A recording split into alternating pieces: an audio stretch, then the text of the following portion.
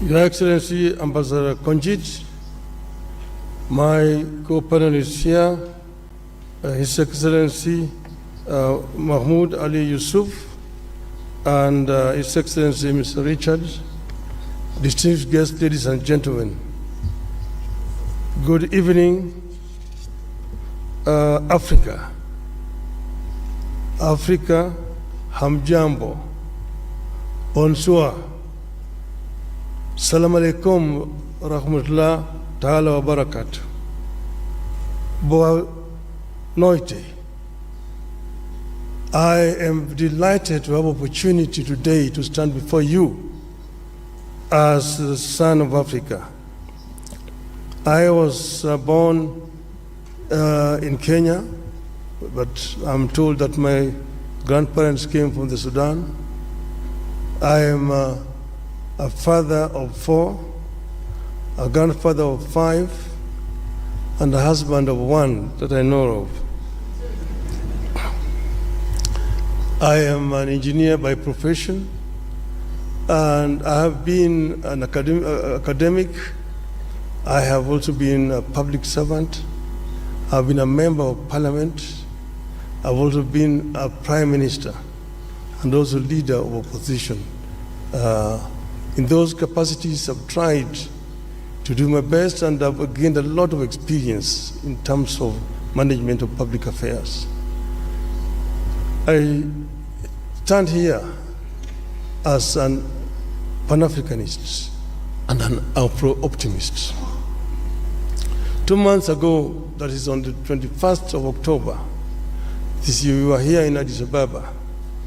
We had been invited as members of the families of the founding fathers of the African Union to come and witness the reopening of the Africa Hall. That's the hall where the OAU was launched in 1963. And we're happy to be here with Madam Ambassador Konjit, who was there as a young girl at that time. It is now 61 years since the launch of the Organization of African Unity. And at that time, if you read the speeches of the founding fathers on that day, they were very passionate, and all of them talked about African unity. Where there was a difference was, when do we achieve this unity? There are those who, under the school of thought, that the unity now. There are those who said, no, we need to be gradual in this. Let us first build the building blocks, the regional unions, which will eventually translate into formation of the African Union as a whole. But now we have they came up 50 years later with Vision 2063, which now hopes to get Africa united, one union government by 2030, and move on to attain the vision, the wishes of the founding fathers of Africa. I say that I have the experience. I've been part of this movement for changing the continent. We know that some achievements have been made. Africa is now completely liberated, but there's still work to do. And I believe that I have what it takes to get us where we want to do. In the field of education, in the field of health, in the field of value addition to the abundant wealth that we have on the continent, in the field of trade, inter-African trade. I have acted as the African Union High Representative on Infrastructure. And in this I know that we have very comprehensive programs in PIDA, Program for Infrastructure Development of the Continent. What remains is action.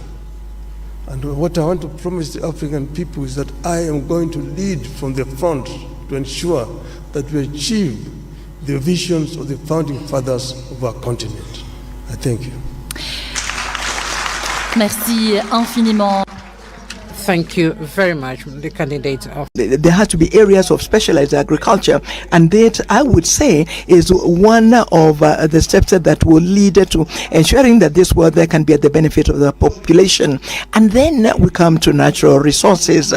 I acknowledge the work by President Museveni. He has said that he will not export petrol or gas as long as there will not be a refinery in Uganda. These are the examples from African leaders who take the destiny of their people in hand so that they can actually have a value added locally. Now, trade, everybody knows that it is through trade that development happens. Look at China. China and all over the Chinese economy really target production and exportation. When you add value to our products, we can become exporters. Let me talk about tariff barriers and non-tariff barriers. That is not the problem. I think that the situation must be to, first of all, protect our wealth by transforming them locally. Thank you.